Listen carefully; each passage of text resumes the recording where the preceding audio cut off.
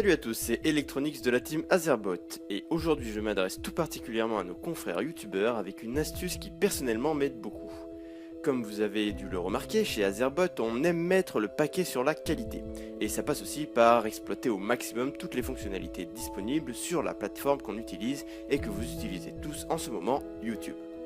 Sauf qu'on a constaté qu'il existait une certaine limite nous empêchant de réaliser ce qu'on voulait au niveau des annotations de vidéos. Ces dernières sont à mon avis très utiles pour dynamiser une vidéo et la rendre plus attractive, là je ne vous apprends rien. Mais je suis sûr que vous aussi, youtubeurs passionnés, vous vous êtes rendu compte que les liens cliquables que vous pouviez mettre dans ces petites merveilles s'arrêtaient à vos vidéos et votre site web associé. C'est, vous le remarquerez, le même problème pour les toutes jeunes fiches, sorte d'annotation compatible pour mobile, qu'on aime bien utiliser aussi. Bien sûr, YouTube propose d'autres contenus au fur et à mesure que vous remplissez certains critères, mais à aucun moment je n'ai vu l'option mettre un lien vers Facebook ou Twitter, alors que j'imagine bien que votre outro s'apparente à ça. Ou encore, si vous parlez d'un site web ou même que vous souhaitez pouvoir rediriger directement l'utilisateur vers un site de téléchargement quand il clique pour qu'il puisse accéder à vos fichiers partagés en temps réel, sans qu'il n'ait besoin de sans cesse checker la description. Je vous propose donc aujourd'hui deux méthodes pour réaliser ce petit exploit qui est contourné cette, à mon avis, inutile limitation. Tout d'abord, la première étape indispensable est de posséder un site web. Alors si vous êtes débutant et que pour le moment louer un nom de domaine, un hébergeur ou encore faire son site est chose impossible, pas de panique. Il existe tout un tas d'hébergeurs gratuits sur ce vaste monde nommé Internet. Pour Azerbot par exemple, c'est notre cas, on utilise un hébergeur gratuit, car pour le moment on préfère avoir un blog, gratuit aussi, pourquoi se compliquer la tâche? Si vous possédez déjà un site web, alors vous pouvez passer l'étape 1. Bref, pour moi, un des meilleurs hébergeurs gratuits est Always Data. C'est le seul qui pour le moment ne m'a pas déçu. Parce qu'entre un hébergeur qui du jour au lendemain fait disparaître mes fichiers et un autre qui s'amuse à ouvrir des pages de pub à la place de mon contenu, comprenez que j'ai un moment cru être maudit. Et d'ailleurs, si vous voulez, on pourra même faire une vidéo pour comparer les différents hébergeurs. Il me semble que les comptes Always Data gratuits sont particulièrement adaptés à faire des redirections, donc c'est exactement ce qu'il nous faut. Pourquoi? J'y arrive, n'ayez crainte. Pour faire un compte, faites comme moi. En premier lieu, il faut vous rendre sur le site web d'Always Data. Donc pour ça, vous tapez Always Data dans la barre de recherche, vous prenez le premier site web qui s'affiche et vous y êtes. A partir de là, vous avez des informations sur leurs offres et vous voyez dans Offres mutualisées le pack gratuit. Vous pouvez cliquer sur ce bouton pour accéder au formulaire d'inscription. Là, vous pouvez rentrer votre prénom et votre nom, ainsi qu'une adresse mail qui sont donc obligatoires, vous n'êtes pas obligé de mettre les vrais. Et enfin, vous pouvez entrer votre adresse, vous n'êtes toujours pas obligé de mettre les vrais, même si c'est toutefois conseillé. Dans tous les cas, vous ne serez pas facturé puisque vous allez choisir le pack gratuit. Donc, une fois cela rempli, cliquez sur Continuer l'inscription. A partir de là, faites attention. En effet, le nom du compte que vous allez choisir, donc que vous allez écrire dans cette barre, va être le nom de votre site. Par exemple ici je mets test-azerbot-redirect, donc mon site comme c'est écrit juste en dessous va s'appeler test-azerbot-redirect.alwaysdata.net. Ainsi vous pouvez par exemple mettre le nom de votre chaîne -redirect, ça ira très bien. Au produit, pour avoir le pack gratuit, vous sélectionnez pack gratuit, tout simplement. Et enfin, vous rentrez un mot de passe. A partir de là, nous avons accès à un récapitulatif, vous vérifiez que tout ce que vous voulez remplir est bon, et vous cliquez sur Créer mon compte. A partir de là, vous allez recevoir un mail de confirmation, mais vous n'êtes pas obligé de cliquer sur un quelconque lien pour confirmer votre inscription. Donc à partir de là, vous cliquez et vous rentrez vos identifiants pour vous connecter la première fois à votre panel d'administration. Jusque là, rien de compliqué. Alors ça c'est important, alors écoutez bien.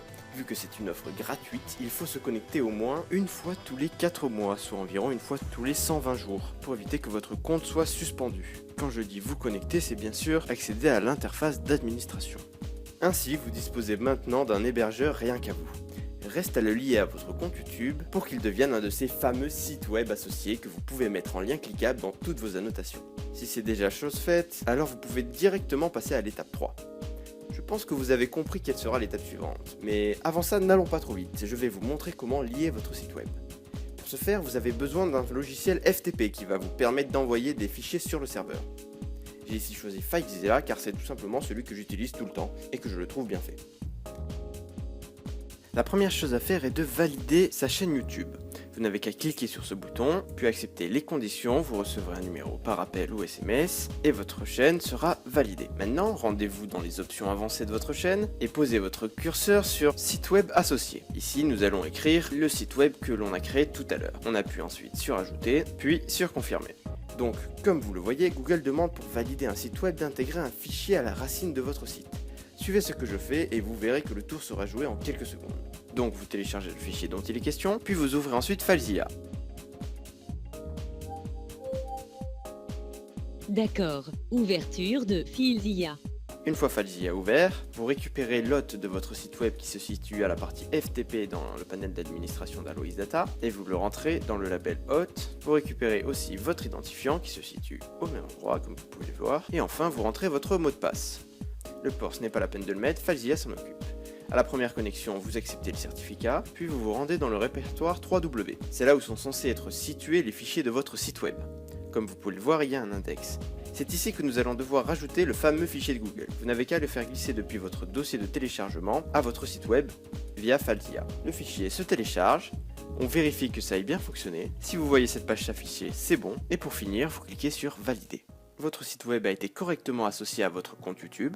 Rendez-vous sur l'une de vos vidéos et normalement vous verrez en haut un bandeau bleu où il faudra cliquer pour activer les annotations redirigeant vers votre site web associé. Vous acceptez les conditions, puis normalement vous pourrez ajouter une annotation avec en lien associé votre site web. Vous pouvez enregistrer puis tester. A partir de là, on check que ça ait bien marché. Normalement tout est bon, vous pouvez passer à l'étape 3.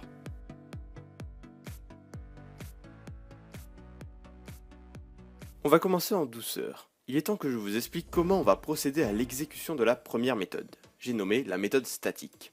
C'est moi qui lui ai donné ce nom parce que je pense que c'est ce qui la décrit le mieux. Bref, avant ça, je pense que vous avez dû remarquer que la plupart des grands youtubeurs ont sur leur lien de redirection Facebook ou Twitter un site à chaque fois différent. Et pourtant, lorsqu'on clique, on tombe bien sur leur Facebook et pas sur un site appelé monsieurantoinedaniel.fr. Vous l'avez saisi, c'est une redirection. On va tout simplement faire la même chose et vous allez voir que ce n'est pas très compliqué.